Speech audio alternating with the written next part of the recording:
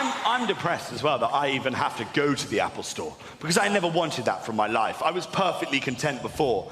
I was a non-iPhone user and I was happy. But like all non-iPhone users, eventually I gave in.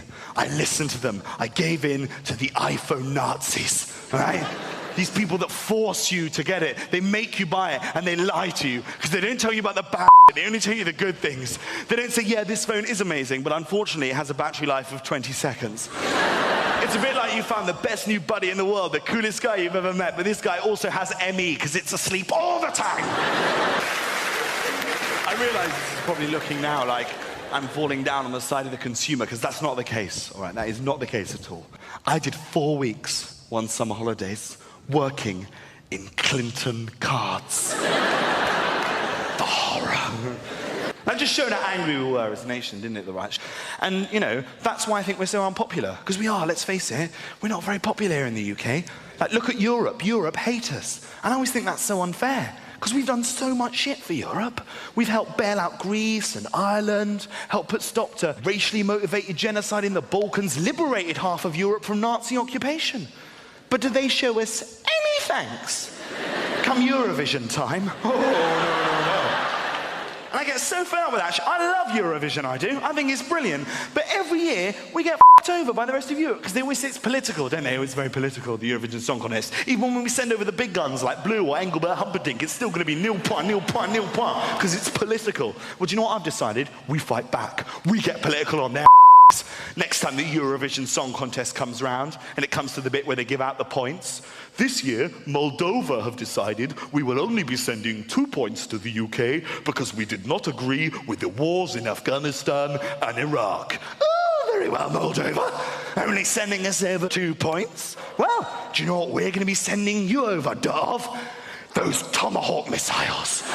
You saw that we were pulling in Libya? Well, you're next, Moldova, just as soon as we found out where the you are. Because I am trying to take more of an interest in politics, because basically I'm trying to become a little bit more of a grown-up. This is a big thing in my life, okay, Hammersmith, because I've had some quite big changes that have been going on. Now, one of these I'm really proud to share with you this evening is that basically I am no longer living at home with my mother. I am now in rented accommodation. Oh yeah, I know.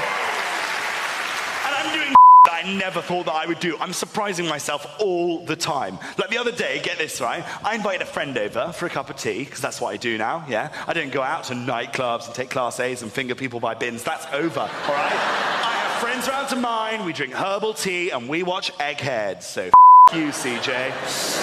So I invited my friend round, hand her this herbal tea. She goes to put it down on the coffee table. Before that mug has made contact with the coffee table, boom, I had a coaster underneath it. I'm not the coaster guy. All of a sudden, I'm the coaster guy. I've seen Come Dine With Me. I'm not putting myself through that. Because if anyone's seen Come Dine With Me, right, that will put you off having a dinner party or even having friends for the rest of your life. Where do they find those people? You could give them the best night of their entire lives. As soon as they get in the back of the cab, they're thinking about one thing and one thing alone: the tray of cash. They're greedy. So, tell me, how was your evening? Oh my God, it was amazing. We arrived early, we were given vol au vents and champagne. We were then ushered through to the garden, where we witnessed the most wonderful fireworks display and a live performance from the Beatles. We then toddled on through to the dining area, where I sat down not upon a chair, but upon the naked, coiled body of Megan Fox.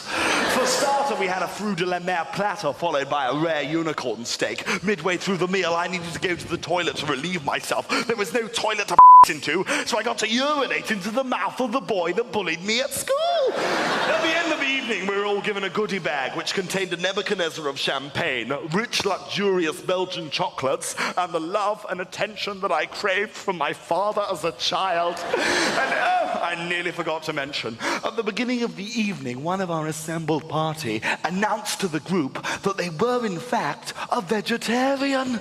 So they were captured in a tuna net, dragged outside into the garden, told to stop seeking attention, and then shot in the face with a whaling harpoon. It was the most wonderful evening of my life, and that's why I'm giving our host for this evening a 2.